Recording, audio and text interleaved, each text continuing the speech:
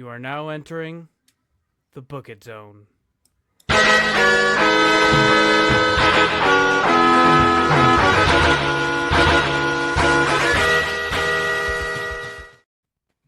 Welcome to the Book It Zone, where we book, rebook, and revisit your favorite wrestling storylines. I'm your Commissioner Lilex Fudge, and today I'm here with your GMs, Damone D Money, Mario, the bad guy Kenny, oh yeah, Hi-Fi Mike, Party on, Garth. and I am Travie T. Aren't I supposed to be before Mike? no, you're Not always usually, last. actually, because that long time you weren't here, we put Mike up in the rotation. Sorry. We don't talk about that. And then when I host, you're usually before Kenny, just because that's how it used to be. That's how it should be. Yeah. I I usually always be go. first or last. I always Just go really Damone, Kenny, Mike, Travis, any guest. I go Travis, Damone, Kenny. You do Travis twice? No. I was starting. Yeah, I he was should. Yeah, I do Travis because I deserve it. Do you? Exactly. Talk to him, Mike. You gotta make up for all those absent days you have anyway somehow. Hey, you know Okay. what's crazy? Is I really manifested that champ shit because I was calling myself champ Oh, you were- way before there was a Book Boy of the Year. You did, yeah. I went back and listened. You started calling yourself champ just because we were doing debatable, and that was it. That's Yeah. the only reason. Bro was just saying shit and no one called him on it. We were having fun. It was fun. Yeah, times. exactly. Yeah. All right, let's. But speaking of champs and competitions and all that good gobbledygook, we are moving along with Gobbledygook. Book It Verse 5. Last week it was my show, and to a pleasant surprise, it was not that terrible. So this week we are moving on with Mike's show. Last go around, he gave us the RCW Celebrity Deathmatch, which was one of the most unique takes on Book It Verse we've ever encountered. If you have not listened to that, go back, listen to it. It is seriously one of the most unique, if not the most unique episode we've ever had. I've never heard anything like it. If you've never heard a Book It Verse episode before, well, good golly, you got a lot to go back on. At least go back to Book It Verse 5, start fresh. Like a rodeo show. I'm The going what? to turn it over to I said like a rodeo show. That's what I'm saying, bro. Bro really wasn't playing when he said he's gonna do tricks on it. Shut the fuck up and move on. Let's get the show on the road. All right, Fuck Sorry, Mike and fuck you. I'm sick it of was this. a unique concept. Like, it was. and he All right. did It it was, well. it was, but you didn't need to say that 12 times. Fuck him. Fuck you. I'm sick of this. All right. No, I'm riding for Mike. Fuck y'all. We know you're Um, riding Mike, not riding Hey. for him. Yeah, We know that's he's kind of afraid of penis. homophobic. Come on. I know it's Trump's America and you're ecstatic, but relax a little bit. All right. Oh, don't do a static. I don't know what that means. I don't know what that means either. Said you're electrifying. Anyways. I am the most electrifying man in podcast entertainment. Anyways, Mike, take over, please, before All I right. let this man talk some more. So this week I'm not doing Celebrity Deathmatch again. That was a one-time thing. This week I'm doing what's called the RCW Network Presents, because that was what all these were going to be under. Friday Night Wrestling Live, but just FNW, which is kind of a mix between Saturday Night Live, sketch comedy type show, and wrestling. It's Saturday Night Live is just the overall arcing. It's very 70s based with some mixed in there because that's my favorite said- era of SNL. Wait, say that again. Friday Night Live. and you Friday said Night FNW? Wrestling Live, but it's FNW for short. Okay. Because FNWL is just too many letters. Okay. I was like, Live, like it's like live at the bottom, you know. All right. So we're gonna start with the cold open, and so for rating, you can rate the cold open with the intro package all together. All right, the cold open. We show the outside of a building. It says RCW headquarters. We cut to the inside. It's a cheap office, a sign on the door that says FNW, wood paneling, a desk with paper stacked too high, and we see Garrett Morris dressed as a business executive, already exhausted. He looks at a whiteboard that says normal storylines in big bold letters with normal circled. A knock at the door, and comes in Jane Curtin, Dan Aykroyd, and Bill Murray dressed as executives. Garrett says, Come in. What have you got for me this week? I just want one idea, one normal idea, one that doesn't get us canceled, arrested, or sued. Jane says, okay, women's championship storyline, strong, competitive, athletic. Garrett nods, looking hopeful. Jane says, decided by a steel cage. Inside, a larger steel cage that's filled with chickens. Garrett blinks. Why chickens? Jane moves her hand around like she's looking into space and waves it. Atmosphere. No response. Jane says, okay, maybe not that one. Let's try. She flips through her notes and shows it to Dan. Dan says, oh yes. Okay, imagine it. We present a scientifically grounded narrative. A wrestler who believes he's turning into a steel folding chair. Garrett rubs his temple and takes some pills. Dan says, each week he becomes more metallic, emotionally distant, and eventually, he's used against himself. Garrett looks at him in a deadpan stare. That's not a storyline. It doesn't even make a lick of sense. They flip through the notebook again, huddled up. Bill looks at Garrett behind them as they turn pages and whisper and turn back confident. Bill Murray says, all right, two guys hate each other. Garrett leans forward intensely. Bill says, they fight. Garrett leans in more, but Bill looks smug. Garrett says, that's just wrestling. Bill says, yeah, but they're really mad at each other. Like, wow. Garrett slumps back in his chair. They start fast pitching. A love triangle, but all three of them are the same person. A time-traveling referee who counts to 3 before the match even starts. A guy who refuses to wrestle but keeps winning anyways. Garrett stands up and pounds the desk. None of these are normal. The chicken idea was the best one, and that one sucked. Garrett calms down and says, I asked for just one normal idea. One. The three look at each other, and Jane says calmly, okay, simple. 2 competitors, 1 ring, no gimmicks. Garrett stops and listens. Finally, continue. Dan jumps in quick. The ring is underwater. Garrett snaps. Get out! They all turn to the camera. Live from Chicago, it's Friday night! All right, so the intro, after that, we see the outside of a theater, the doors swing open, and the first-person view, in first-person view, we head into the doors. The camera travels down some dimly lit halls and then turns. A door gets opened by a crew member. We enter through a door that says backstage. The colors change to a brighter atmosphere and a jazzy upbeat music hits. We see people getting ready in costumes. The camera keeps moving and we pass a stage, a sound booth with producers. The GM Triple H passes by talking to a wrestler. The writers Larry David, Trey Stone, and Matt Parker are pointing at a dry erase board with stuff written on it. And other people with headphones buzzing around and pointing into different directions. We pass a locker room with wrestlers stretching, flexing, getting ready for the show. The camera gets pushed out of the locker room.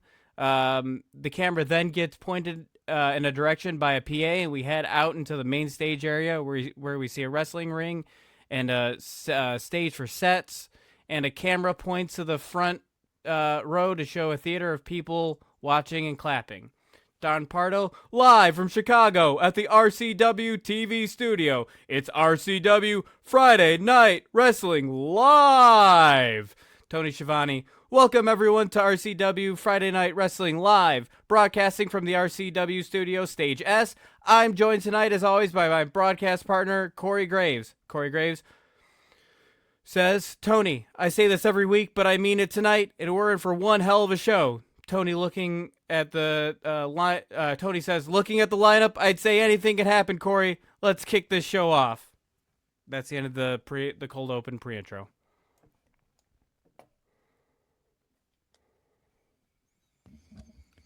I'm interested to see where this goes. This wasn't like in and of itself like the funniest thing, but I think it's gonna lead to some funny things. But overall, I'm positive on it. I'm gonna give this a 375. All right.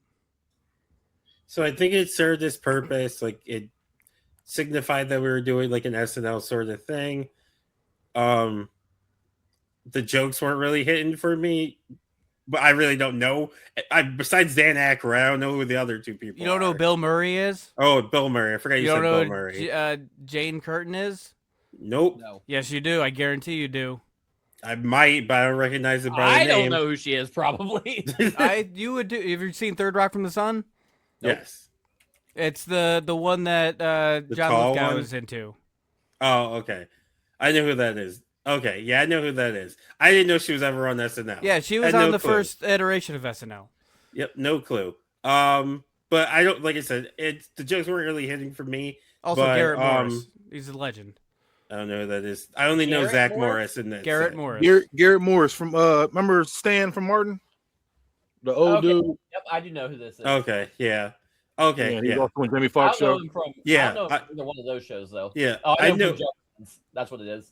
Like I know who he is. Oh, now you say who he is. I know who it is. I don't know it by name, but like just Yeah. his name. I'm gonna give you a 3 for this. That's where I'm at too. I'm at a solid 3 as well. Fuck it, I'll be the lever. I like this one. Thanks. So I'm gonna give you a 4. I'll take it. A 4. All right. So the first match, Tony says, we're starting with the crazy matchup, Corey. First, we have the up-and-coming team of Randy the Ram and Jimmy the King. The Rampage Kings. They made a statement since coming to FNW. They went from bitter enemies to partners and fought their way to the top of the tag division. Last week, after their win at FNW Mayhem, Dick and Balls came out and told the duo that they won't have to wait until In Your House later this month. They can have their title shot right here tonight. Corey says this is a smart move by the champions Dick and Balls, knowing that the Rampage Kings won't be at 100% after the beatdown brawl they had against Chris Masters and Tyler Bate. This should be an easy one for the champs. Both teams come to the ring. Dick and Balls bring chairs like they always do and place them in the corner. Before the bell rings, Balls Mahoney asks for a mic. He looks at Randy the Ram and Jimmy the King. He looks him up and down. Balls says, Is this the best FNW has to offer? Dick and Balls press in on the Rampage Kings. Balls says, I'll be real honest. I thought contenders were supposed to be intimidating. Balls points to Randy the Ram and says, This guy looks like he crawled out of a strip club dumpster. He points to Jimmy the King. And Balls says, And this one looks like he's trying to be the understudy to the Burger King. You guys all know who Randy the Ram and Jimmy King is, right? Yes. Yeah. Okay. And I'm mad you used them because I have them on my draft list for next book at verse. Well, I don't know why you're mad, but Because I wanted to be the first to use them. well, I mean, I drafted them, and I don't pay attention to who you draft. There was like 800 people drafted. we have a sheet. I get it. I don't know who I drafted either. The number one contender. The number one contenders look at each other, then to their opponents. They say something inaudible off mic at the champions. Jimmy the King then takes Balls' mic and this clearly doesn't sit well with him. Jimmy says, You two walk around here like you have a chip on your shoulder, always talking down. You're locker room bullies. Who could blame you? My partner and I can give you a hand and take that weight right off your shoulders. He points to the title on Dick's shoulder. See, well, my partner and I don't look like the conventional tag team. We have something in common. We've been fighting our whole life. Randy grabs the mic from his partner. Randy says, And you two are just the next guys in line. We're here to kick ass and become the champions you never could be. Dick snatches the mic from Randy. You two got lucky getting here, but now shit gets real. You're standing in front of the most dangerous duo in the business, and don't think for a second we're gonna let up. We're gonna beat you. Balls in the background says, Yeah, we're gonna pummel you. Yeah, we're gonna smother you. Yeah, we're gonna, in unison, murder you. Because when Dick and Balls come swinging, you better duck. Just then, from behind, Yeah. Balls Mahoney hits Randy with a chair. Once the refs notices, he clears the ring with thrown weapons, and rings bell to start. Once the match officially starts, Balls and Jimmy King are the legal men. They start with a tie-up. Balls starts out strong and overpowers the King. He throws him into the ropes. The King grabs the ropes as Dick goes for the dropkick. He hits the mat, and King does a baseball slide into Dick's chest. Jimmy King and Balls trade blows. Balls Mahoney gets behind King and picks him up for a suplex, but Jimmy slips out and hits Balls in the back of the leg. Mahoney falls on his knees, and Jimmy King runs and grabs Mahoney by the head and slams his face into the mat. Jimmy King tags Randy the Ram. Randy goes up top and goes for a Ram Jam, which is a top rope diving headbutt. It's early, but Balls rolls out of the way. Randy slams into the mat. Balls tags Dick Dudley. Dick wastes no time. He climbs up on top of Randy and hits him with a repeated strikes to the body of the Ram. Randy and Balls attack each other outside the ring while the ref isn't watching them due to the action inside the ring. Randy tackles Balls Mahoney into the barricade. Randy then gets back and then runs forward with his knees aimed at Mahoney's head. Balls rolls out of the way, sending Randy crashing into the barricade. Randy pulls him up, and bam! Randy gets hit in the stomach and the back with a kendo stick, followed by Balls using the kendo stick to choke Randy. The leverage sends Randy over the wall and into the crowd. Jimmy King gets thrown in the corner by Dick Dudley, but Jimmy reverses and gets Dick in the corner. Jimmy climbs to the second rope and does 10 punches to Dick Dudley's head. Dudley hits the mat after, and Jimmy pins him, but a 1 count and kick out. All 4 men fight inside the ring. Jimmy and Randy are laying on the mat. Dick and Balls climb up on opposing ropes. They go for their tag finisher, which is called low-hanging fruit. Balls goes for an elbow drop, and Dick goes for a leg drop. Jimmy King and Randy roll out of the way. Their opponents hit the mat. As they get up, we get a pair of super kicks. Dick and Balls fall on top of each other. Jimmy King has Balls in an armbar, but Dick slides in the ring and knees Jimmy in the head. Dick and Balls rally and stomp Jimmy over and over until Dudley gets kicked out of the ring by the ref. Dick and Balls argue with the ref. Jimmy looks across for a tag for his partner and is getting up, who is getting up on the outside of the ring. Randy gets on the apron for the tag, but as Jimmy goes for it, he gets pulled back by his feet. Mahoney puts Jimmy in a face lock. It looks like Jimmy might tap, but gets to the rope for a rope break. Randy and Dudley throw blows back and forth in the ring. Randy gets thrown off the ropes, but evades and rebound drop kicks. On the way back, he hits a lariat, sending Dudley onto the mat. Randy follows it up with multiple leg drops and finishes with an elbow to the chest. Jimmy King and Randy are on the outside of the ring talking strategy when Dick and Balls run at them from both sides, trapping them. They both duck. Dick and Balls clothesline each other. Rampage Kings throw Dick and Balls over the barricade and start fighting in the crowd. Jimmy King balances on the barricade and drop kicks Dick, knocking him into Balls. In the ring, Randy and Mahoney in a headlock. He uses this time to throw repeated punches into the head of Mahoney. When he lets go, Mahoney hits the mat and Randy hypes up the crowd. In the finish, Jimmy and Balls are in the ring. They circle each other. Jimmy tackles Mahoney near the corner. As he's going down, he reaches out to tag Dick Dudley. It's hard to tell if he tagged or not. Too close to tell in the moment. But Dick then runs in the ring and attacks Jimmy and starts to stomp him. Randy comes to his partner's rescue, and it's chaos in the ring. Everyone is rumbling. Kicks and punches thrown everywhere cause mass chaos. The ref is having a hard time keeping track of who is legal.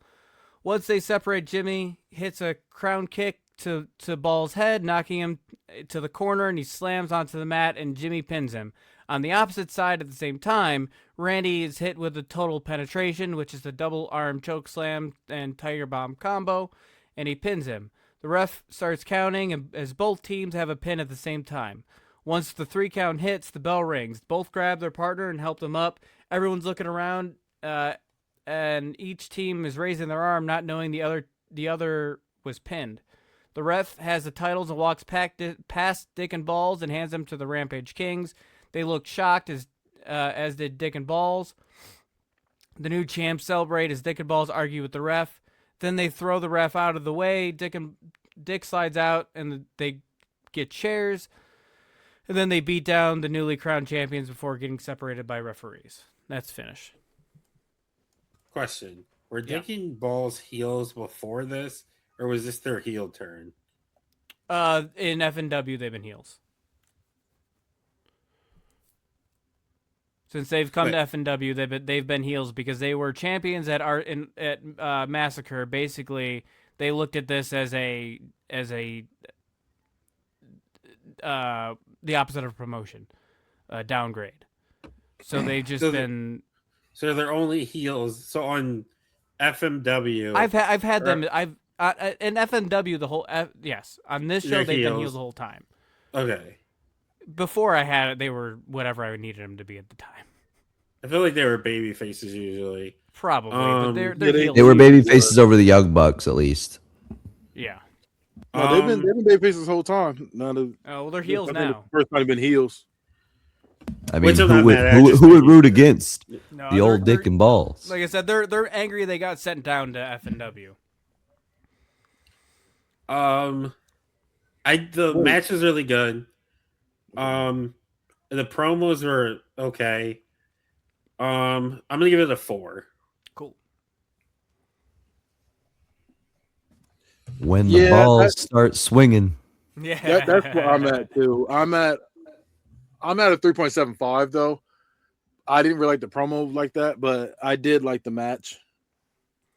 So I'm right there with him. Yeah, I'm not gonna lie to you. Pause.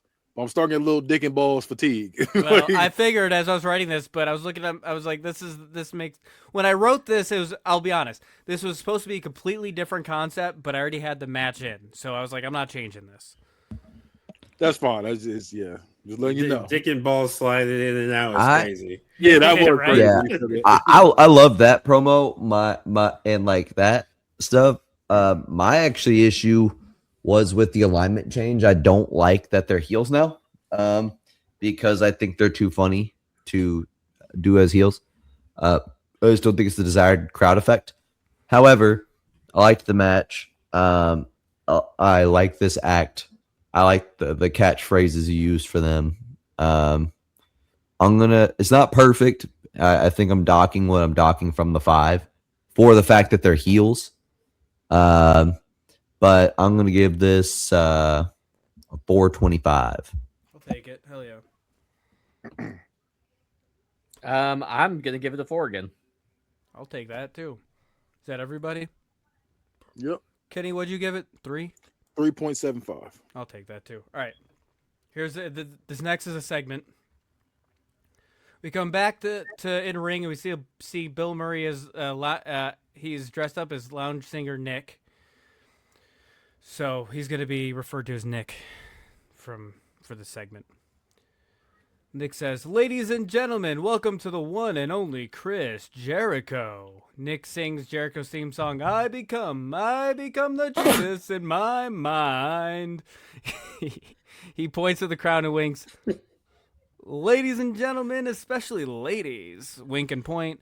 The one and only Judas himself, Chris Jericho. Chris, baby, 2 months ago, you came back from what was supposed to be a career-ending injury. The world wants to know, how the hell are you? Chris says, "You know what, Nick? I'm not the best of moods tonight. You see, I'm standing here in the middle of this ring with an absolute ass hat instead of kicking ass and taking names." Nick says, "Hold it right there. Before you blow your top, let's simmer it down with a little sweet dulcet tones of Huey Lewis and the News." Nick goes to sing, but Jericho rips the mic from his hands and pushes Nick away. Jericho says, "You see, Nick, I left. I was hurt. I sat around watching every week while the so-called FNW champion, my ex-partner, Matt Hardy, cakewalked his way through the worst talent on the show, week after week, loser after loser after loser after loser." Nick now has another mic in his hand and starts singing, "Nick, I'm a loser, baby, so why don't you kill me?" Yeah, all right. Jericho is now shooting dirty looks that could cut anyone in half. Jericho, God damn it, Nick! Jericho throws his mic, then super kicks Nick, knocking him to the ground. Jericho yells expletives at him and then picks up the mic again. Jericho says, "As I was saying before I was rudely interrupted, I crawled and I fought my way back. All to be told that I would have to start from the bottom? Like I'm some sort of joke? That's not me. That's not Chris Jericho. No. I found my way back to the top in record time. No one in FNW history was able to prove themselves like I have. And in your house, in this very ring, I will lay Matt Hardy down, just like I did with that sorry son of a..." Suddenly, we hear Matt Hardy's music hit. He steps onto the ramp holding the FNW World Championship on his shoulder. Matt has a mic and he says, "Hold on right there, Chris. You think I had it easy while you were laid up? I was here every day working to keep us relevant. You sat around letting their anger and jealousy eat you alive instead of coming back to congratulate me. Brother, at In Your House, it'll be about setting the record straight. It's about a reality. After I beat you, maybe I can knock some sense into that thick skull of yours to remind you why this gold is around me and not you or anyone else in that locker room." Jericho is seething in the ring. Jericho kicks the bottom rope and throws a small tantrum. Jericho, "My thick skull? Don't you ever speak to me that way again. You got that, you little shit? If you do, I'll not only lay you out tonight, but I'll make sure you never step a foot in this ring ever again." Chris then sees Nick stirring, and he picks him up and grabs him by the neck. Jericho throws Nick around the ring and then gives him a kick to the stomach. Matt Hardy starts to come down for the rescue, but Jericho throws Nick outside of the ring at Matt Hardy's feet. Matt stops to check on Nick, then slides in the ring. The two stand face to face. "What makes you think you can waltz back in here, beat up the announcers, and get shot at my championship? Yeah, we were partners, Chris, and I'd like to continue that. But I'm not gonna go easy on you. I'm gonna lay you out in the middle of this ring. 1, 2, 3. Easy as that." Jericho says, "You're gonna lay me out? Listen here, you ingrate. The only thing you're gonna lay out is your own fat hillbilly mama. Because in your house, I'm gonna prove to you and the world that I'm the greatest to ever step in this ring. Don't you ever forget it. I made you who you are, Matt. You would be flipping burgers if it wasn't for me taking you under my wing." The crowd boos hard. Matt doesn't flinch. Steps forward. Matt Hardy, cold and focused. "I'm not carrying you anymore, Chris. You're a 90%er. You can get 90% of the way there, and then right when you think you made it, you stop. That's the difference between you and me." Matt pauses and steps closer. Matt Hardy says, "I don't stop." There's a big pop, and Chris Jericho's smile disappears. They go nose to nose. Matt, low voice at "In Your House, I will finish what you never could." Matt drops the mic and raises the championship. Jericho stares him down. Then Jericho smirks and rolls out of the ring. Doesn't take his eyes off Matt. We cut the camera to Nick, groggy on the outside, with the new microphone in his hand. "The heart of rock and roll is medical." Cut to commercial.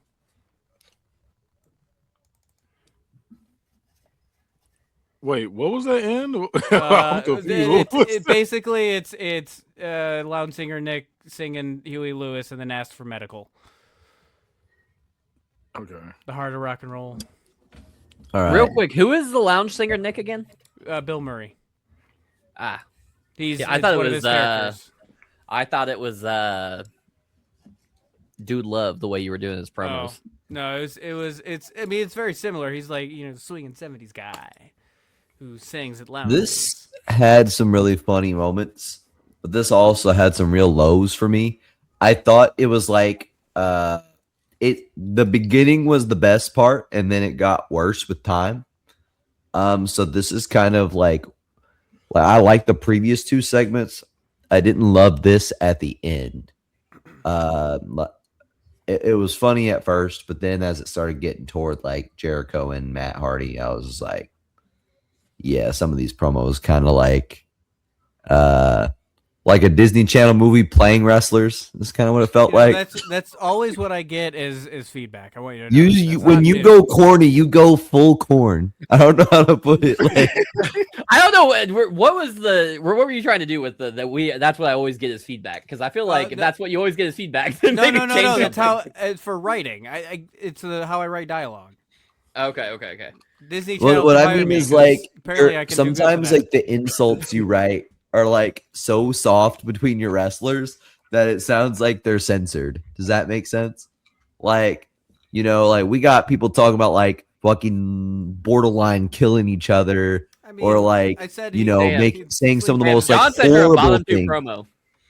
Saying some like horrible things about each other's like families and past, and then you're just like, you're dumb fat hillbilly mama. Like, yo, mama's so fat. Like, you know what I mean? It just comes off a little soft. Sure. But I'm not gonna be too brutal on this. Cook him. Cook him. Sure. I don't First thing I've said to Mike all John, show. he would be too brutal on you. He would be too brutal on you. I said what I needed to say, Travis. You was trying to stir up dissension. I didn't like one promo, bro. I didn't like one promo. It's fine. Me and Mike are fine. I didn't know this was a relationship. Don't let up. He wouldn't know you. I'm gonna give this a Travis mid. I'm gonna give this a 275. John, this is your perfect time to say I really wanted to like this. Oh, that one hurts when people say that. Whenever Kenny says that, I feel my soul drop. Because I do want to like it. When they want to like it but can't, it just makes me want to die. I would have rather you admit that you wanted to hate it from the jump. like when like you say I hated this from the beginning. Fuck you. Fuck your set. I'd rather hear that than like I wanted to like this, but you suck so bad that you forced me not to. Like that hurts worse. Like, what did you give it, John? 2.75. yeah, I gave it the Travis mid. I'm still deciding my number. I am too. But I will say this is the weakest thing of the night so far. So which is not a bad thing necessarily. I will say I like the majority of it. Towards the end, it started to get a little. You went about a minute and a half too long. I've got a lot of info I got to get dumped out here to start. No, I get it, but I feel story. like I forgot what he said. He said like I'm gonna kill you. That should have cut off right there, and you kept going, or something similar to that. It was something Jericho said that like would have been a good cutoff point, like for emphasis, but you kept going longer. You said your mama's so fat. Yeah, that was she tripping gravy poured out. Whoa! Your mama's so fat. Her Nike spelled Nickelodeon. I'm assuming this is on network TV, so you can't correct. swear. This is NBC. So I'm gonna give it a Monday to Friday. I liked it more than they did. I liked it more than John did. I'm gonna give it a 3.75. All right, I'll take it. I liked it the exact amount that John did. I'm going to give you perfect mid. I think that the promos could have been a little bit better, but we already said that. And I think it did what it did, but it was not anything that stood out, if that makes sense. Like it advanced the story. It wasn't egregious. It wasn't offensive. Radio Raheem was the best part. All right. I'm the opposite. I like the end of it more than the beginning. I'm not saying like I liked it because I'm saying I like the ending of it. Like the beginning of it, I was like, okay, but yeah, I think it started to get better in my opinion as it went on. I said I didn't like the beginning, but I was struggling between two numbers. I'll give you the higher number. I'll give you a 3.25. I was between a 3 and 3.25. All right. It did its job. The next match. Andy Kaufman is. Everybody knows who Andy Kaufman is, right? I don't have to explain who Andy Kaufman is. Yes, we know who Andy Kaufman is. Andy, hold my balls and cough, man. What? John's been holding in that joke since 7th grade. John makes everything uncomfortable for no reason. Andy Kaufman is in the middle of the ring with a microphone and wearing a silk robe. He has the women's championship title on a pillow. Behind him is his bodyguard, China. Andy says, "Last week on Mayhem, I beat Charlotte Flair and proved to the world that something very important. I can defeat any woman alive. And honestly, it's getting too easy." We see a clip play of Andy arguing with the ref and China beating down Charlotte and working her arms and ribs. Andy then pins a beaten Charlotte and he retains the women's championship. We cut back to the ring and boos rain down. Andy says, "So here's the challenge. Any woman in this arena right now. If you beat me, I'll give you..." He snaps his finger and China pulls out a wad of cash from a bag. $1,000. That's right. More money than you've ever seen. He waits. Nothing happens. Andy starts laughing. Suddenly, Alexa Bliss's music hits. The crowd erupts. Alexa runs down. Right before she hits the ring, China boots Alexa in the head. She then lands a couple of punches to the head and rolls Alexa in the ring. Andy puts his foot on Alexa. China takes the ref shirt off the ref that was coming out to officiate. She puts the ref shirt on and rolls in the ring and does a quick 3 count. China holds up Andy's arm and he jumps up and down like he actually won. China still holds up his arm. I don't know why I wrote that twice. Andy gets the mic again. "Well, that was way too easy. I want to fight. A real challenge. I'm raising the stakes. $5,000. The crowd chants, "You suck." Asuka's music hits. Crowd goes wild as she gets in and the match starts. Andy grabs his leg like he has an injury and falls backwards. Andy screams, "My hamstring. I'm a victim." That confuses Asuka. The ref who comes out checks on a fallen Andy, and China whacks Asuka in the head with brass knuckles. Asuka, confused and dazed, walks around towards Andy, who is miraculously healed, and he does a running bulldog to Asuka and pins her for a 3 count. As Andy and China celebrate in ring, Andy is about to walk out as Becky Lynch's music hits. She comes running down the ramp as she gets face to face with the woman who injured her and got her fired over a year ago, China. Andy uses the opportunity to try to sneak out of the ring, but Becky grabs him by the neck and throws him into the corner. China leaps into action and swings at Becky, but Becky rolls under and pops up into a dropkick. China falls to the ground and rolls out of the ring, and holding her head and torso, she grabs a mic and stands over Andy. Becky says, "You want to fight a woman? Well, Andy, I don't see any here. How about you fight the man?" Becky throws the mic, and then the ref that was out here for the Asuka match rings the bell. The match starts. Becky starts hot by getting over Andy and punching his head. Andy gets his arms up while a few shots get in. He's able to throw her off. Becky chases after Andy. He runs away and evades her. She screams, "Come on, big boy, show the world what you got." Andy then runs towards Becky, but at the last second, she braces to reverse him. He slides behind her and goes outside the ring. Then he taunts Becky. Becky calls him names on the outside. Well, he's on the outside. China slides in the ring, and before she can attack Becky with a chair, the ref sees this and stops her and takes the chair away, telling her to get out of the ring.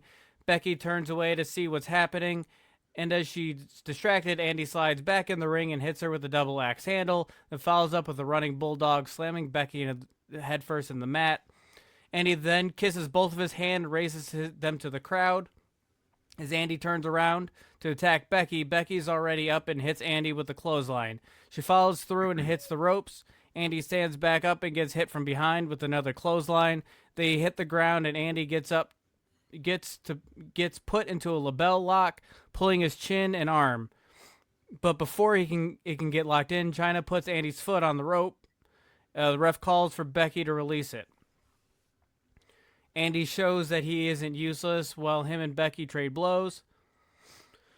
They switch back and forth. Then he gets her in a headlock. Becky pushes towards the corner and pushes his head away. He then goes and throws her into the opposing corner. Andy runs at Becky, but Becky moves out of the way and he slams into the corner. Becky drop kicks him in the corner, then sets up for a manhandler slam on the rope. Andy slams his elbow into her side and throws her off the ropes. He then plays to the crowd, giving her an opportunity to get up. Andy and Becky trade slaps back and forth before Chyna grabs Becky's arms from the back, allowing Andy to hit her with a closed fist, then a kick to the gut, followed by a drop kick to her head, knocking Becky to the mat. Becky and Andy lock up, and Andy gets behind Becky and positions himself to slam her. She escapes and gets behind him instead. She uses her legs for leverage, and when she has it, she kicks Andy's knees in, and he buckles. She slams him to the ground. Once he's down, she climbs on his back towards his feet and puts him onto a leg or ankle. Goes to put him in a leg or an ankle submission, but he reaches out and Chyna pulls him out from under Becky right as she's about to get it in. She hits the mat in frustration. Chyna helps Andy rally.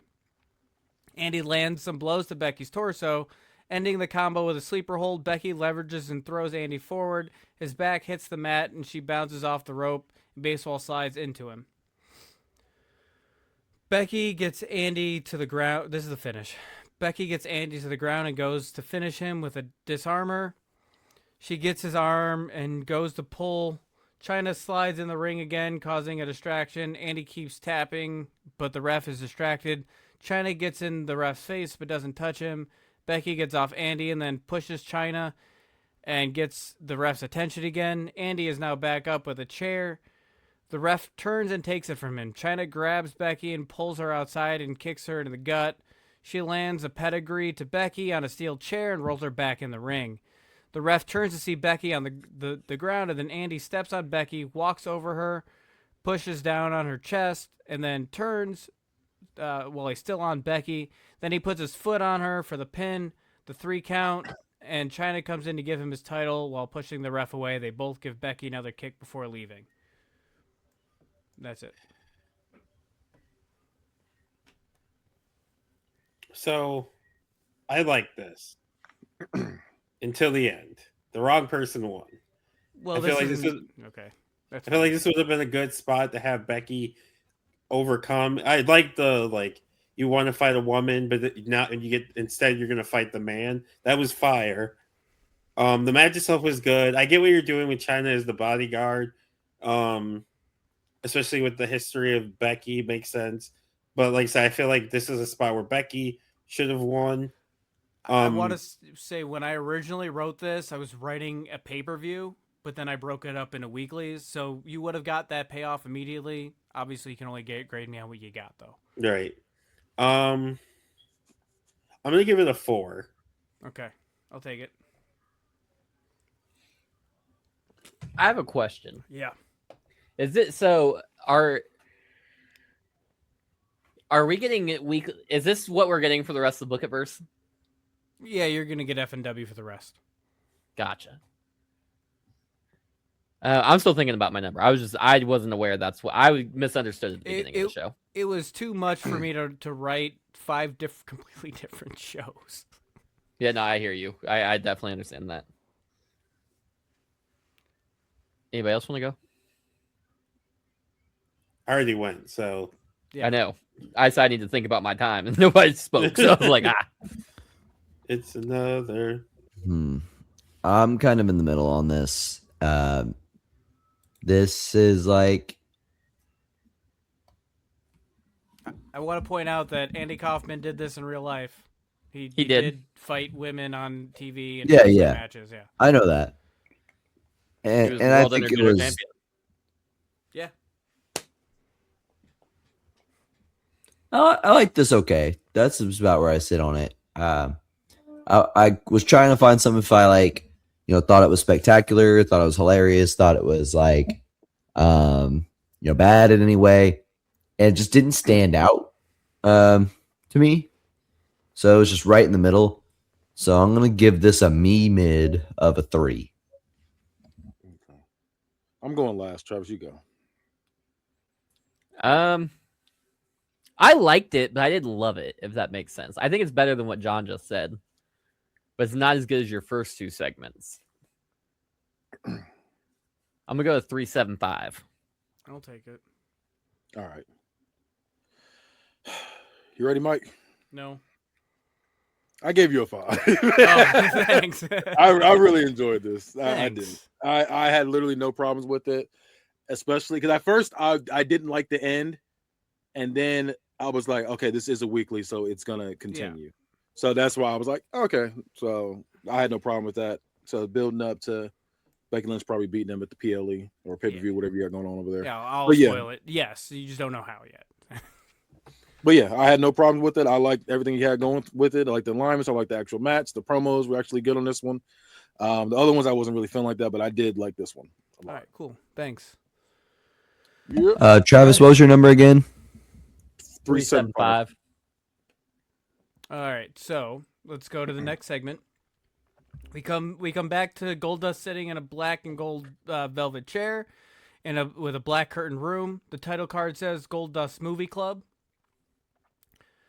Welcome back to the Goldust Movie Club. I'm your host with the fabulous Goldust.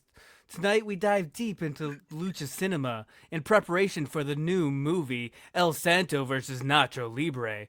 Joining me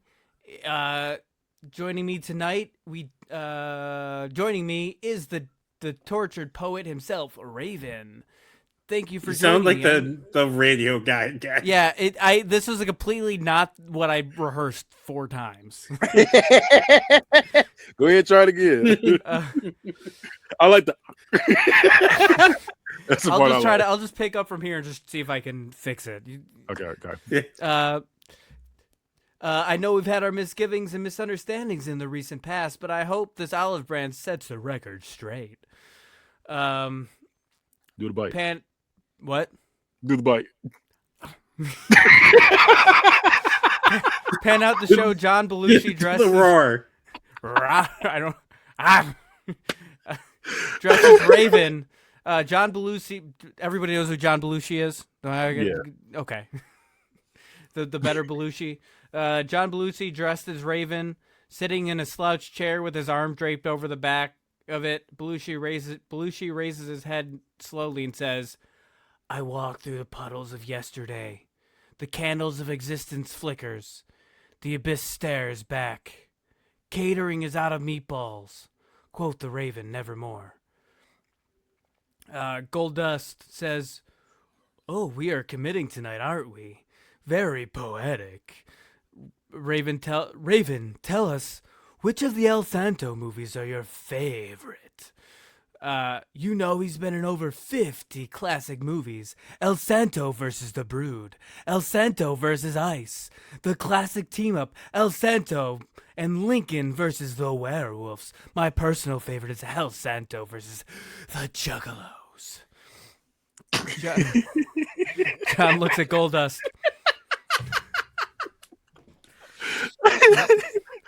You sit on the... I had cold chill. I was like, the whole promo.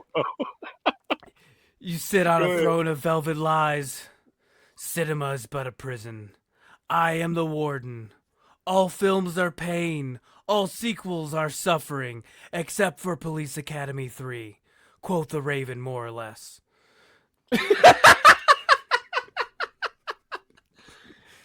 Goldust says, "I must say, Raven, you're really talkative tonight. Normally you just sulk in a corner and write your dreadful poetry." John says, "I am the scarecrow. I am the lion. Existence is an empty popcorn bucket. Pain is the soda. And nacho cheese, please." And the lights cut out and we hear a loud thud and glass breaking. The lights come back on, and we see the real Raven standing behind John Belushi. And Goldust has been knocked out to the ground. John says, "Oh no." Raven knocks Belushi onto the ground and then attacks Goldust, who is getting to his feet. The two start to trade blows. Raven gets the upper hand, strikes a Raven effect DDT to Goldust out of the rubble of the set. Raven stands over the two and says, "You mock my message.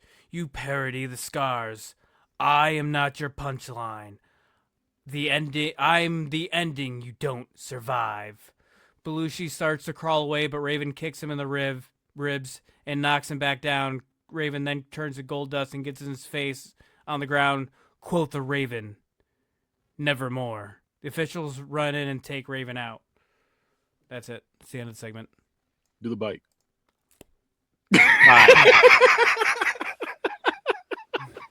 I love you, Daddy. I love you, Daddy.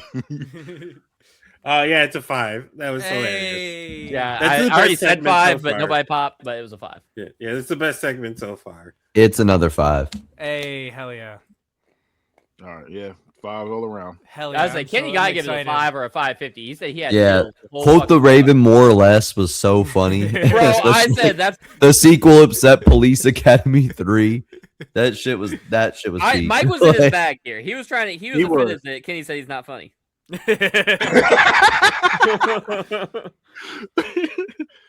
No, that was peak. Good stuff. That was good. That was good. I like. I just want to say, if you hate my corny promos, they're gonna get cornier. So He said you don't. If you don't like me at my Jericho Matt Hardy, you don't deserve You're me not at gonna my like Raven it. movie critic. Like, all right. So this next one, pre-match. Kurt Angle is warming up before going out, and Eddie Guerrero saunters over to him. I'm sorry, I gotta do an accent. Hey, Do it. Kurt! Hey, Kurt Angle! Hola, vato! Big match tonight, Holmes. Kurt not losing focus. I don't need any distractions tonight, Eddie. Eddie says, I know I've been a pain in your ass in the past, but tonight is gonna be different. Think about it, you and me. Hey, that sounds like a great duo, don't you think? Kurt stops and says, partners, with you, Eddie, you're a liar and a cheater. I would never align with you. Eddie says, whoa, okay there, Holmes, but let me ask you something, Kurt. You ever notice when I speak, people listen, but when you speak, no one listens, nothing happens? Doesn't that ever bother you? Kurt says, what bothers me is this company is rewarding and allowing cheaters like you to work here. You couldn't win a match clean if your life even depended on it. Eddie says, you couldn't entertain yourself out of a paper bag, but tonight your opponent is one of the best. Do you think you could really rally up to the challenge, Holmes? Kurt says, up for the challenge? Hell yes, hell yeah I am. Ciampa is nothing but a chump. I'm on a different level than him, and you combine. He's a loser. You're a loser. Kurt doesn't know this, but Ciampa walked up and is standing behind him. Ciampa says, different level, huh? Kurt turns and Ciampa presses in. Ciampa says, say it again like you mean it. Kurt not backing down. You're not on my level. That's not an opinion. That's a fact. I want a gold medal with a broken frickin' neck. I won't be intimidated by you or you. And tonight, I'll beat you in 5 minutes.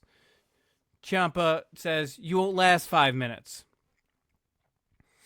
Ciampa stares him down and then walks past him to Gorilla.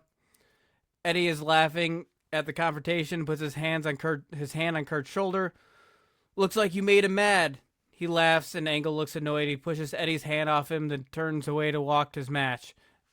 So I also want to note, at the end of this, we get a quick shot of Danhausen in the background with the device making a hum in the background, and he has a mischievous grin. The match, Kurt and Ciampa are in the ring. Angle goes to shake his hand. Ciampa looks at him and then to the crowd. He points at Angle and says, mouths and says, can you believe this guy? Ciampa reluctantly shakes his hand, but doesn't let it go. Kurt tries to pull away, but Ciampa pulls harder and pulls Angle into a clothesline. Angle is able to figure out what is happening and goes low. He picks Ciampa up on his shoulders and slams Ciampa onto the mat. Ciampa grabs his back, but gets up using the ropes. Eddie walks down to commentary. Kurt notices his presence. Ciampa throws Angle into the corner and climbs to the top rope and goes for a punch, but Angle throws Ciampa off. Ciampa falls backwards and rolls. Then he stands up and Angle goes for a clothesline. He knocks Ciampa to the ground. Angle goes for a quick ankle lock, but Ciampa is able to thwart it. Angle stands up on the outside and Ciampa lands a crossbody, sending Angle to the ground. Eddie stands up and claps, talking shit on commentary. Ciampa goes off the ropes and on the rebound ducks. ducks Angle. He bounces again, but Angle catches him with a standing backdrop. Ciampa hits the mat. Angle goes for a pin, but a quick kick out. Angle and Ciampa are locked up in ring. Angle starts to win, but win the grapple, but Ciampa turns the tide and hits Angle with a neck breaker. Ciampa climbs on top of Angle and starts punching. Angle covers his head and then throws Ciampa off. Ciampa goes backwards, but then quickly recovers and climbs back on to Ciampa and wails on his head. Back onto Angle and wails on his head. Ciampa is behind Angle and tries to pick him up. Angle reverses the leverage and sets Ciampa onto his back. Ciampa lands and Angle quickly grabs Ciampa for a vertical suplex. Ciampa hits the mat. Angle picks Ciampa up and does it again. Angle goes for a pin and kick out at 2. Eddie is seen stalking around the ring. Angle notices this and shows some attention to him, telling Eddie to get out of here. Ciampa takes advantage and hits Angle with a neck breaker. Angle is on the ground and Ciampa sets him up for a decapitator and hits the decapitator. Ciampa goes for a German suplex, but Angle doesn't let it happen. He stops it with his leg, then repeated elbows to Ciampa. Angle gets behind Ciampa and hits him with a suplex instead. He doesn't let go and does another one. Angle releases on a third. He goes to pin Ciampa, but Eddie is on the apron arguing with the ref. Angle gets up and turns the ref around. He does that. As he does that, Ciampa drop kicks Angle and he falls into the ref. The ref is knocked out, and Eddie takes the opportunity to get involved. He slides in and helps Ciampa double team Angle. They stomp and punch but Kurt doesn't take it lying down. He pushes them off and hits Eddie with an Angle slam. Eddie hits the mat and rolls out of the ring. Kurt turns to Ciampa and gets him with an Angle slam too. Angle goes to wake up the ref. As the ref comes to, Ciampa hits Kurt's legs from behind and sets up a single leg Boston Crab. Angle gets to the bottom rope quickly and it's broken up. Ciampa hits Angle with a fairy tale ending. He pins Angle, but Angle kicks out at 2. In the finish, Ciampa goes to the ropes, but Angle runs and hits him with an avalanche exploder. Ciampa hits the mat. Angle goes for a pin, but kicks out at 2. Angle stomps Ciampa, then climbs up to the top. Eddie grabs Angle's foot, but that just slows him down. Angle kicks Eddie off, and he goes crashing to the outside. Angle then does a moonsault instead of pinning. Angle goes for an ankle lock. Instead of pinning, Angle goes for an ankle lock. This time, Ciampa taps. Angle is on his knees and holds his arms up. Instead of pinning Angle stands up and Eddie slides in with a chair right before he's about to hit him. Kurt turns around to see this, but no time to react. And right before Eddie's going to hit, Eddie stops and gives a smirk, then he rolls out of the ring. And he throws the chair and rolls out of the ring. As Eddie walks up the ramp, neither man take their eyes off each other. We see Danhausen standing in the audience with his handheld machine again. All right, this is a post-match, so we're going to go to commercial and come back. Post-match, we see... All right, do you guys know who the Muppet Dr. Honeydew is? No. Look him Not up. based off the name. Look up Dr. Also- Honeydew and Beaker. You'll know exactly who he is. Okay, I know who Beaker is. Yeah, it's Who the won other the one. match again? Angle. Angle, right? Okay. It was What? Dr. Waterdew. Dr. Honeydew. He said Dr. Waterdew. Dr. Bunsen Honeydew. I do know who this is. Yeah. Okay, Honeydew I do and know who that is. Okay. Dr. Honeydew and Beaker. Hey, Okay, I Joe's just gotta never take knew the his points name. off for you using him because Joe drafted me, so you can't use this guy. This isn't you. Unless you're a Muppet and we didn't know it. Well, he does kind of look like he's they it's do not look him. like they look like So, twins. we see Travis over Dr. there doing OnlyFans motions. We Go see ahead. We see Dr. Honeydew and Beaker backstage. I am Travi T. My bad. Backstage near Gorilla. Honeydew says, "Okay, Beaker. If my calculations are correct, the talent enhancement amplifier should be ready to use. All we have to do is flick this switch and we're off to the races." Beaker says, "Meep, meep, meep, meep, meep, meep."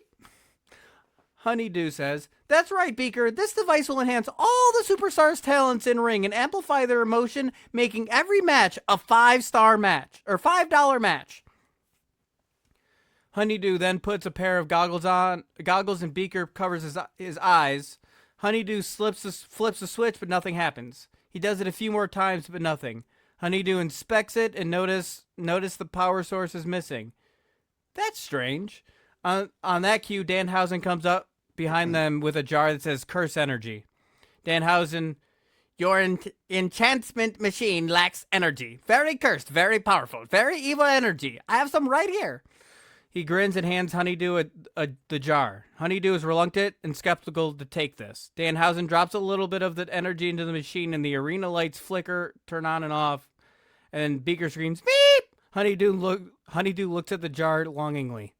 That's the end.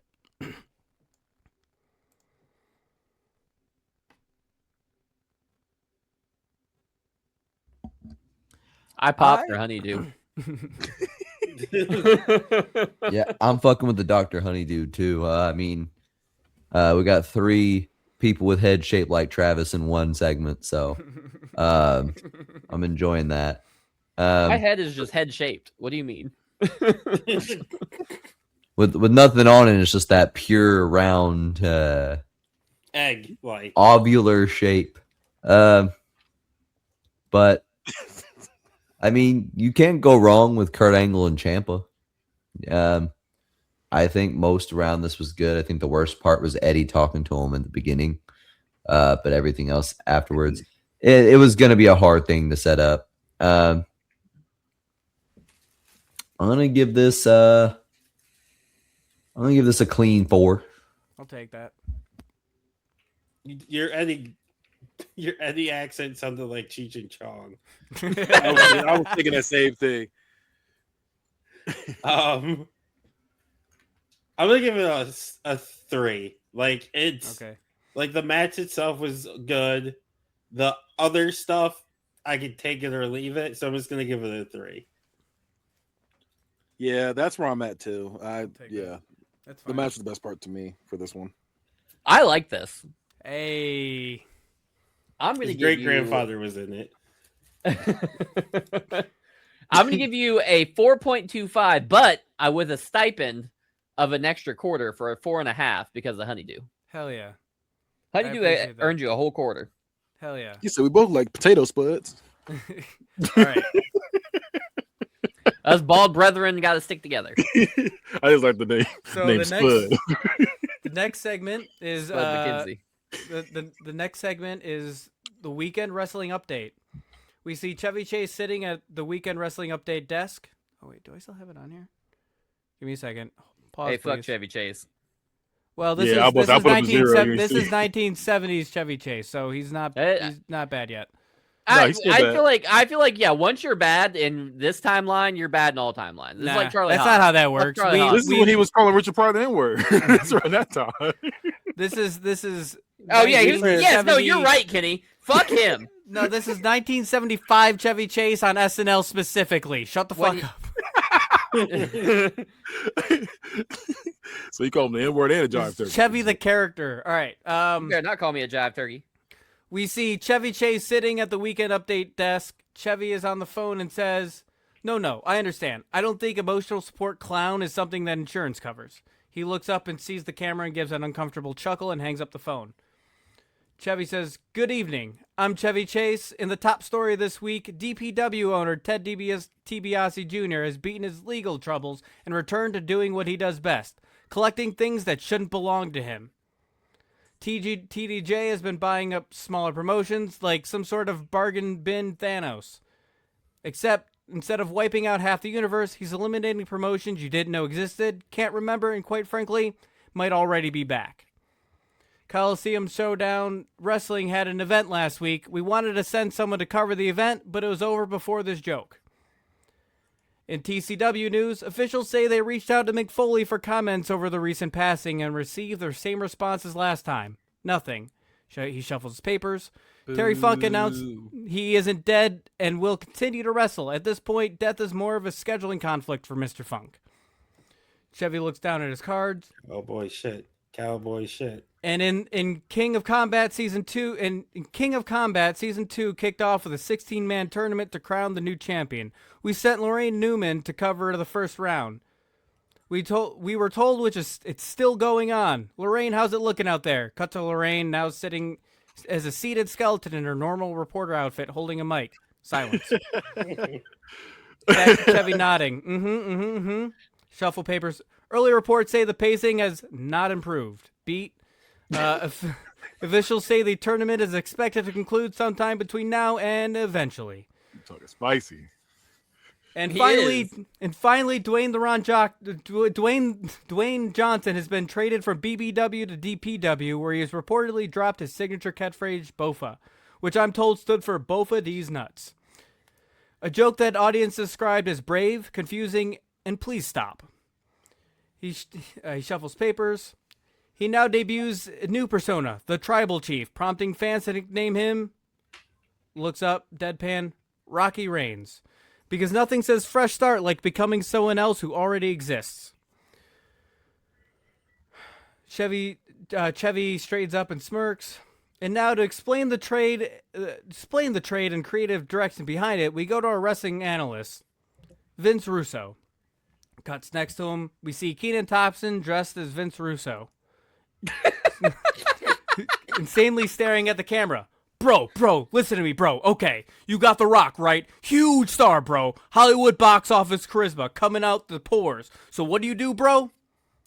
We lean in, whisper, shouting. We make him another guy, bro. Throws his hands up. Because, bro, nobody has ever seen a tribal chief before, bro. This is brand new, bro.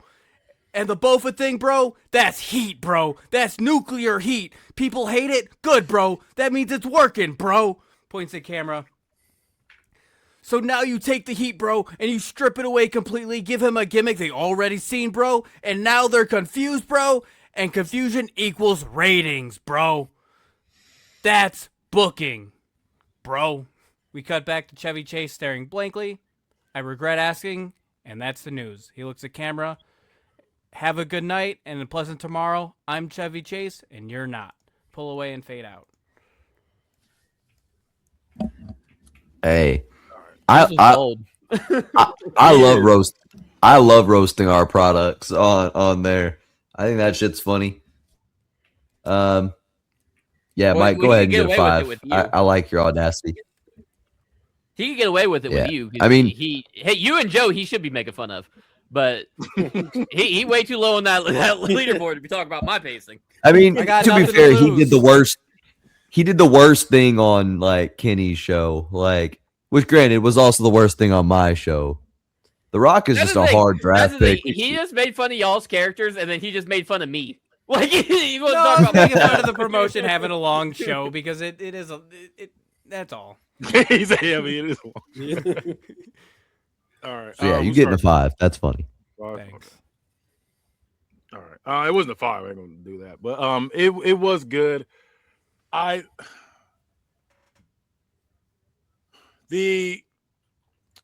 take a good roast. I just wish that was shortened. It was like he was saying the same thing, so I thought he was gonna hit me a little harder.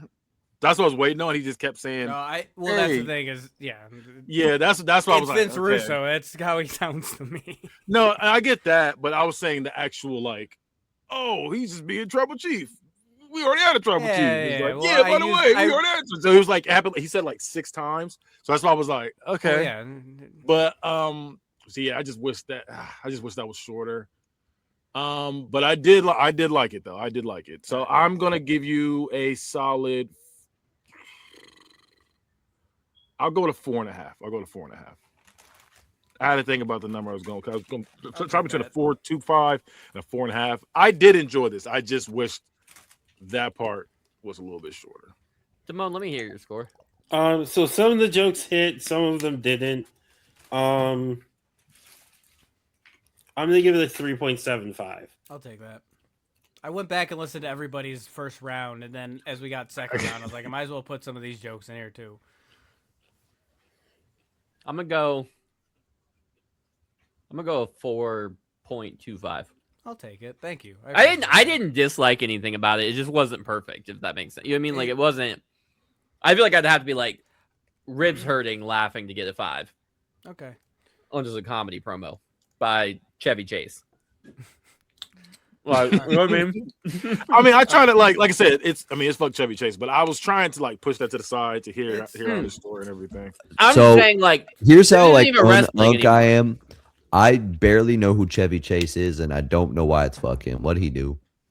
He's just a an bad asshole. person. He's a terrible person. Like, Yeah, he's he's just an a asshole. bad person. Just Like Mark all of the bad Wahlberg things. type shit.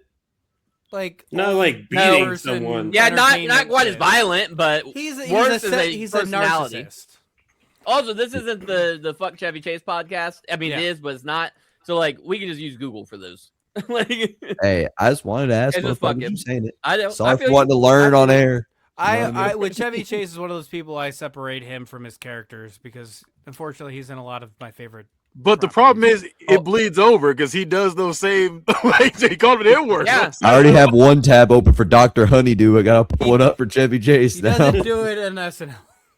All right. So this Hold next on. one. After John learns about Chevy Chase behind the scenes this week, next week he can tell the fans. All right. Yeah, have your book report ready. So we're all right. So next is a segment. It's another segment. I gotta get some water for this one. Uh-oh. This hurts my throat.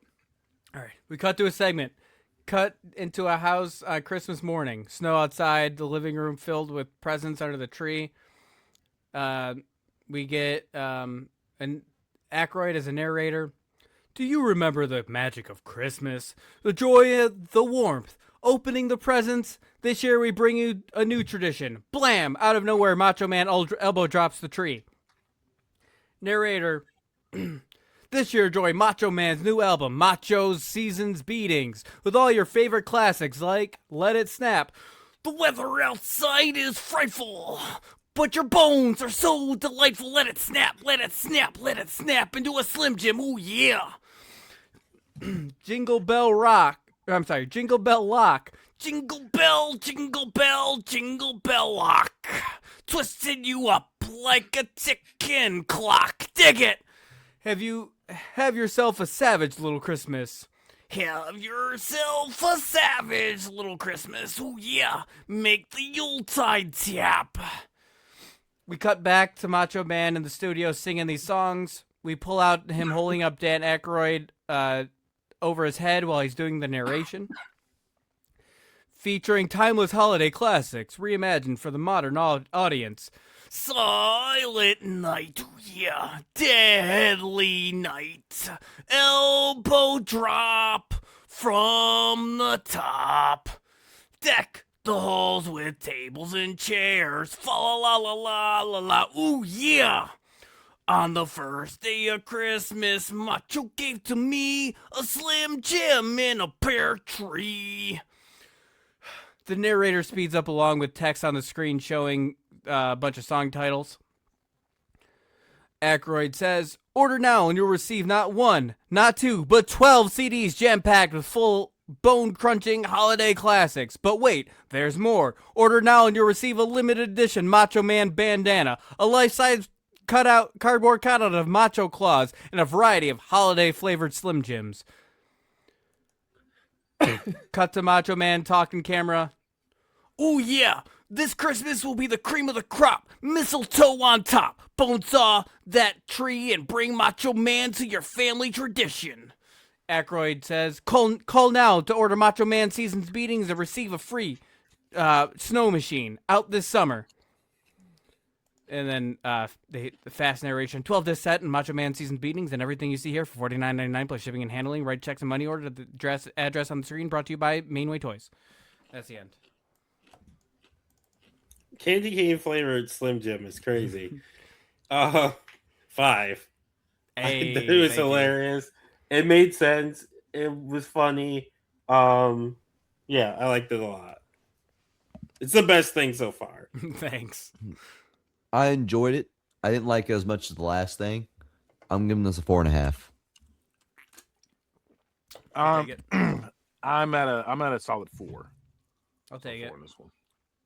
All right, you almost had a 550 on this, Mm-hmm. but then you did about 4 too many songs. If you would have was stuck only with just 3 like maybe the songs. first 2, I feel like that's not. Was there really only 3? There was all right. So there's 3 that I told you, and then I did a quick 3 after. So 6. Okay, So that's what. 4 Okay, left would have been because that's 2, why I and thought it there would was have been 6 enough. because I was saying after the second song, if you would have stopped right there and did no more songs, you could have got a 550. Damn. Well, But it basically like you did the joke too many times, if that makes sense. it would have been different cutaways. It's hard to do a visual thing without visuals. Right, and I think that you should describe it next time. I tried to Describe describe what what the, the like- it was so that part with the 3 would have been like, you know, like on those old TV commercials and they have like the songs coming down. Yeah, like the Like, No, I know, you it's had really that, yeah, the simple. compilation. I know, yeah, like I knew exactly what I was looking for, but I just it was just too many songs, man. All right. It was too many. It was too much of the same punchline. Well, I can't win it all. I know, but so I'm still gonna give you a 4.75. But I I'll do take want to it. say, your Macho Man voice would be a great cartoon bully voice. What did you give it, Travis? 4.75. Yeah, that's what I gave it. All right. I almost said a 3.75 after the like when he asked me what I gave it, and I was like, damn, I would have fucked Mike out of Yeah, whole you would've fucked dollar. me out a whole dollar. All right, so the next match,